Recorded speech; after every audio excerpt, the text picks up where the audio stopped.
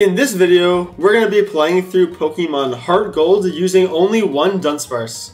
This challenge might be a bit tough, I'm not really sure. However, there's definitely a few tactics I'm considering to win, and I think it won't be too bad. The main one I'm thinking about is mainly the Serene Grace ability that DUNSPARCE has, as when learning moves like Headbutt, I'll have 60% chance to flinch people, which is really good. However, DUNSPARCE's stats are pretty pitiful, with bad speed, really bad stats all around. However, its HP is not too bad, so maybe we'll be okay? I'm not really sure. Overall, the fights I'm mainly scared of are potentially Jasmine, as getting through Celix might prove quite difficult, as well as the Elite Four might be a bit hard, mainly the fighting guy, being Bruno, as things like Machamp, Hitmonlee, those kind of guys might just one-shot DUNSPARCE straight up. So we might have to level up quite a bit to win this challenge. Overall though, I'm really excited for how we can do, and let's get right into the video. The run begins with us using the Universal Pokemon Randomizer in order to switch our starter Pokemon with DUNSPARCE. This way, I got to use it throughout the entire run instead of having to wait until Dark Cave. After this, we just start fighting like normal, as DUNSPARCE does have Rage, a stab 20 power move. It's not the best, but it does the job for now, and does okay damage versus everything. It's not that bad. The game basically plays out as normal, and eventually we do get up to Falkner, so we'll play that now. Falkner's a flying type gym leader, which on paper, matchup-wise, is not too bad. However, this fight takes a ton of tries just because the Pidgey always sand attacks me, lowering my accuracy, and because I can't switch out, its permanent accuracy drops. And with my luck, it ends up making this fight quite annoying, but it's fine. In this fight, we do take a sand attack, which is annoying, however a few rages do take out the Pidgey. After landing a Galarian Pidgeotto bypassing the accuracy drop though, the fight does start to look a bit possible. We do get a few unfortunate misses, however followed by a few paralysis, I don't even know. The Pidgeotto does get held back and stunted. By hitting us a few more times, we do build up Rage as well, allowing this final Rage to knock out the Pidgeotto, winning the fight against Falkner and making for a strong start to the run. For a quick side note, Falkner also rewards us with the TM for Roost, providing us with a reliable source of recovery throughout the rest of the entire run. After beating Falkner, we can move on to Azalea Town, where we find the second gym leader of the game, Bugsy. Before then though, we take a quick side tour to Slowpoke Well, where we fight a Team Rocket admin, Proton. Proton is a pretty easy fight. All he has is a Zubat and a Coughing, which we can easily do with a few rollouts, taking him out. Unfortunately though, we don't get any Slowpoke Tails, which is pretty sad, so we're gonna make ourselves feel better by destroying Bugsy right now. Well, Bugsy time. Bugsy's a pretty scary gym leader for the sole reason that Scyther is really strong for this early on in the game, and its U-turn actually does quite a bit of damage, so we have to be a bit careful. However, I have a new tactic here with Defense Curl plus Rollout. If you guys didn't already know, Defense Curl actually powers up the Rollout power when you first use it, allowing me to get a clean 2-shot on the Scyther with Rollout. Bugsy's next two Pokemon are simply fodder between a Metapod and a Kakuna. They really can't do anything to me, and so a Rollout each will take them out, winning me the fight and getting our second gym badge. Before we get out of Azalea Town though, we do have one more rival fight, so let's get into that now. He leads off with a Ghastly, which I can't touch very well, so I'm gonna have to roll out here. However, I can Defense Curl first to get off that boost, which is gonna be pretty nice for sweeping his team. He does Curse though, which is really bad, as it puts me on quite a short timer, as you can see the amount of damage it's doing. Of course, I want to do that much damage to Crocodile, so I take another Curse.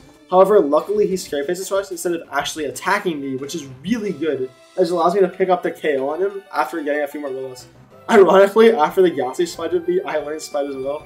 However, it's a pretty bad move, so we're not going to land that here. Last Pokemon is Zubat, which can't even kill me anyway if it didn't miss, and Rollout takes him out, winning the fight. With our rival defeated, we can now move into Ilex Forest, where we help some dudes out with their Farfetch'd.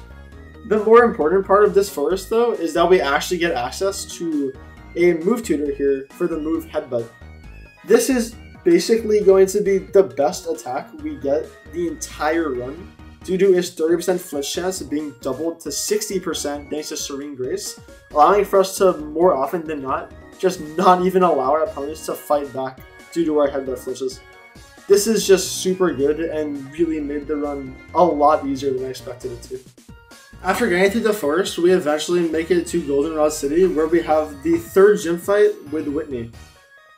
Unfortunately, I did not expect this fight would end up being I think this is actually the longest in-game Pokemon fight I've ever had. It just would not end. There's such a mixture of bad luck on my part and just spamming healing moves on that damn Miltank. It took so long, so I'll speed it up for you guys because you definitely do not want to sit through this. Regardless of that, just know it took forever to win this. However, we do eventually take out that damn Miltank with enough headbutt flinches and paralysis, finally winning the fight and earning us our third gym badge. Following Whitney is a rival fight which had nothing, so we're just going to skip it and go straight to Morty, the fourth gym leader of the game. This fight took me so many attempts to just curse, completely screw me over. However, eventually we do get a win. This starts off with Pursuit destroying his Ghastly as his Haunter comes in, going for some Hypnosis Dream Eater shenaniganry, which, I mean, is doing a lot of damage, I'll admit. However, after getting a Glare off, we do outspeed it, and we do have that roost for the reliable recovery. Overall, I'm pretty confident I can 1v1 this thing and be pretty healthy at the end. I just need to go for some good Paraluck, and that can happen eventually. I do get the Paraluck here as I got some Pursuits off, doing tremendous damage. He even wastes a Hyper Potion to boot, which is just great to see for me. At this point, Gengar comes in, which wastes a turn with Main Look. However, of course, Glare misses, and then he hits a Hypnosis. I mean, come on. That's just super annoying. However, though, based on him clicking Sucker over and over again, I'm thinking, is his only other attacking move Shadow Ball? I mean, it might be possible, I don't actually know, but that could be. I think that's what's happening here. So, hopefully that's the case. I'm pretty sure it is at this point, as he's literally not clicked any moves versus me except for Shocker Punch, which finally hits, doing nothing because Gengar has no physical attack. And finally comes in Haunter, which goes for Curse. However, it just dies from Pursuit, ending the fight as well, which gives me the win over Morty. After taking a break to step over to Cyanwood City, we're finally challenged with the fifth gym leader, sixth gym leader. I don't know, it's kind of confusing. Anyways, we're fighting Chuck. He leads off with Primeape, which is pretty scary, since I'm assuming it has a fighting move for me. However, all it does is just Rock Slide and Double Team, which is very manageable. 2 headbutts, take it out. Good start. The issue with the Poliwrath, though, is that Focus Punch can and will one-shot me from full HP, as it has, over and over again. So the only way I've decided I can really beat it is by going for flinches with paralysis as well. And that's exactly what I'm going to do. After glaring it, Headbutt can just completely stop it, as the Paraflinch is just too strong with Serene Grace, taking out Chuck and getting us our next badge. The next gym leader of the game is Jasmine and her Steel-type Pokemon. Unfortunately though, there's no way we're going to be able to win this with what we have currently, as Headbutt is just not going to cut it for beating a Steelix. Luckily though, there is a way we can get around this by getting the TM for Ice Beam, which will do good damage considering its weak special defense stat, and just being an overall strong move. Unfortunately, the way to get this is through the gambling place with Voltorb Flip. So this is going to take a while. I'll be back when we get Ice Beam. With that grind finally taken care of, we can begin the fight versus Jasmine. The beginning is a bit wonky though, as we need to get very good fortune to break through these Magnemites. The thing is, they can't do much damage to me, but they have Supersonic and Thunder Wave, which could just completely cripple my run in this fight and just ruin me for Steelix. As a result of this, we're going to need some good flinch luck versus the Magnemites, but luckily that's what DUNSPARCE is all about. After taking care of both the Magnemites, Steelix comes out, and this thing is still pretty powerful, so we're going to have to be careful. Ice Beam does about a third as we get a dodge on the Iron Tail, which, to be honest, when does Iron Tail hit anyway? I'm not too surprised. Sandstorm comes up now, which is not too bad, as an Ice Beam comes out with a freeze. The thing is, again with Serene Grace, all of our effects are doubled, so the chance of getting a freeze is actually 20%, which is pretty high in all honesty. A few more Ice Beams continue doing tremendous damage to the Steelix, eventually taking it out with one more, winning the fight versus Jasmine and collecting our next badge in this journey. With our gym leader Boss Rush finally stopping, we can move on to some Team Rocket shenaniganry. First though, I have to play this clip just because it's honestly my favorite part of the entire game, so yeah, just enjoy this. Well, now that we've finished witnessing that execution, we can move back to our regularly scheduled program of DUNSPARCE destruction. This will start off by just completely decimating this fight. It's so easy. I mean, they make you fight level 20s, and they give you a partner level 40 Dragonite, which is crazy. Although, funny enough, I think my DUNSPARCE is actually even stronger than Lance's Dragonite here, so I don't know, that's just kind of crazy. I've never done this fight before where the Dragonite is the weaker mon on my side. It's just, you know, it's kind of weird. Regardless of that though, we do make quick work of this. Ariana's Saga is completely destroyed by Ice Beams, and this Grimer will get destroyed by Lance's Fly, completely taking these two out and getting an easy victory. Well, it looks like Team Rocket's done for now, so we can get back to the average game plot being the Gym Quest and Fight Press. This fight should go pretty easily though, just because Headbutt is neutral versus all his Pokemon, and for once he's not super effective versus us like the fighting gym leader was being Chuck, so we can just Headbutt through everything. We get a ton of nice flinches here, as is average with this run at this point, as y'all probably know, and finally comes out the Dugong. Dugong has Blizzard, which is potentially scary if it hits, but I mean, I'm not gonna die in one anyway, so I'm not really too concerned. At this point, my level advantage is also kind of ridiculous, just because Johto's gym levels are really wonky, so yeah, that's the win. After Price is our next rival fight, this time being harder than the previous ones as he's finally got some evolutions up his sleeve. However, just like last time, we're gonna get some quick one-shots with the Ice Beam killing Golbat right off the bat. Pun not intended. Anyways, next up is for Alligator, which dies to just 2 headbutts, seeing as our level advantage is so unbelievably high. 2 headbutts are also plenty for taking out his Magnemite, as, you know, it's a Magnemite, I mean, come on. Sneasel's next, and it's pretty fast, actually outspeeding you, which is pretty cool. And it actually lived a move, I'm shocked by that, but I guess that's just our low stat total being bad, I suppose. Next up is Haunter, which takes an Ice Beam and then kills itself with Curse like a lunatic, taking him out and winning us the fight. With our rival defeated, we can now clean up the rest of what remains of Team Rocket. The first main fight we're going to have though is going to be versus Ariana for the second time. She leads off pretty strong versus me actually, getting off a Glare to paralyze me, Intimidate to draw my attack, and the Crunch drops my defense stats.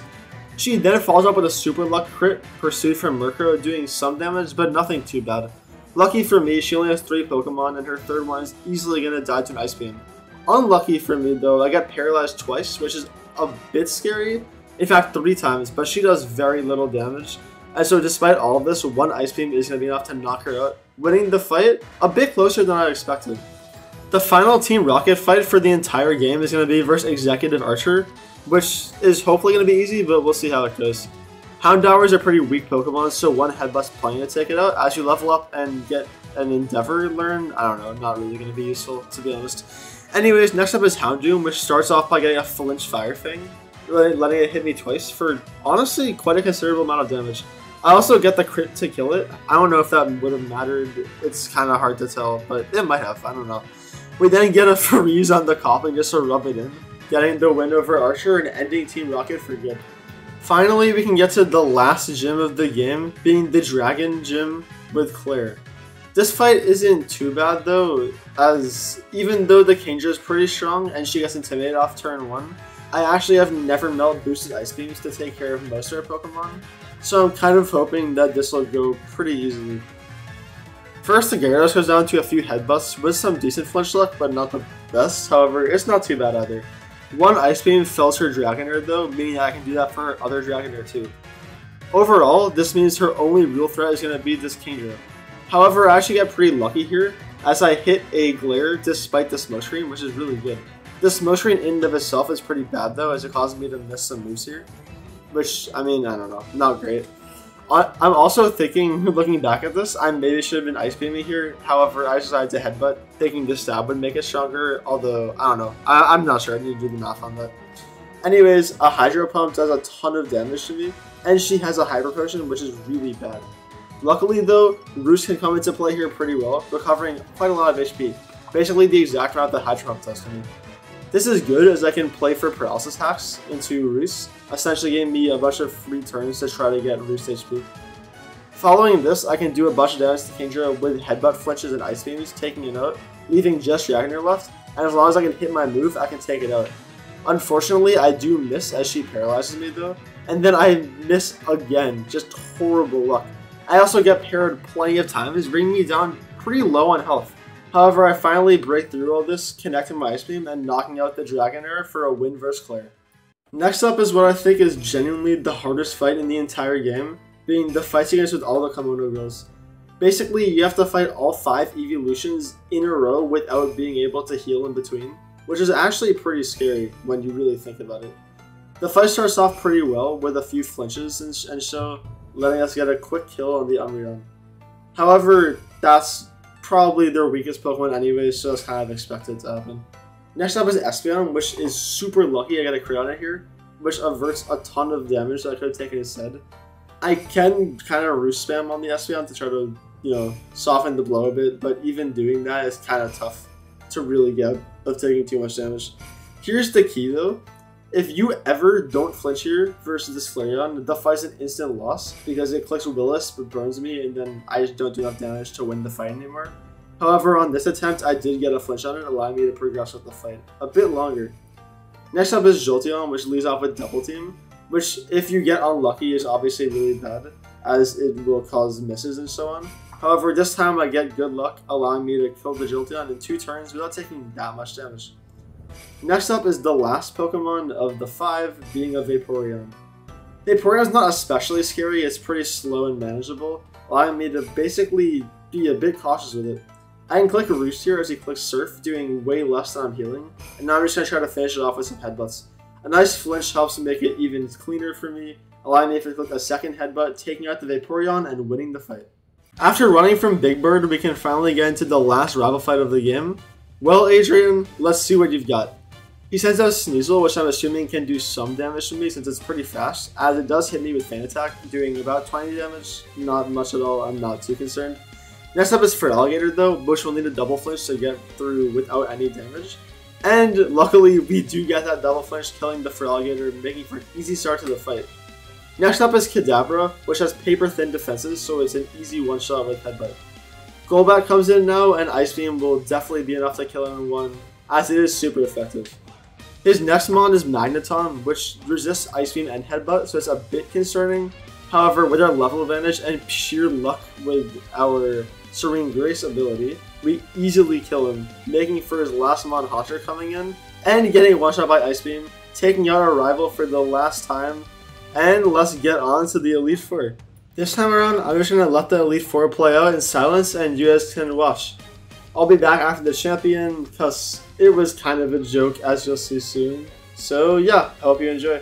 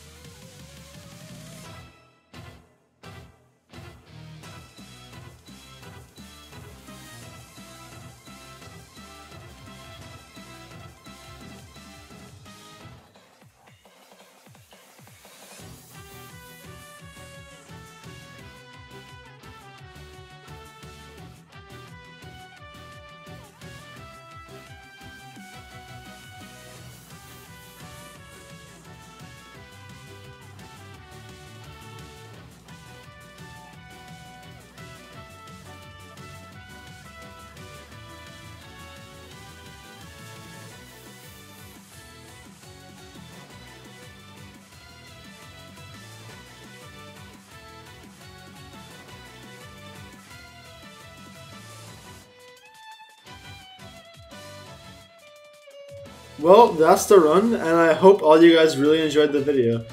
I honestly thought this would be really hard, just considering how terrible you would assume Dunsparce is, but actually it's pretty good. The fact that we were able to beat the champion at only level 68 is kind of insane. And honestly, yeah, Dunsparce, not a bad Pokemon at all. Pretty decent, to be honest with you. Anyways, I hope you guys enjoyed. Thank you so much for watching. I would really appreciate a like and subscribe if you want to, but if not, that's totally fine. And yeah, I'll get another video later this week probably. We'll see how it goes, and goodbye.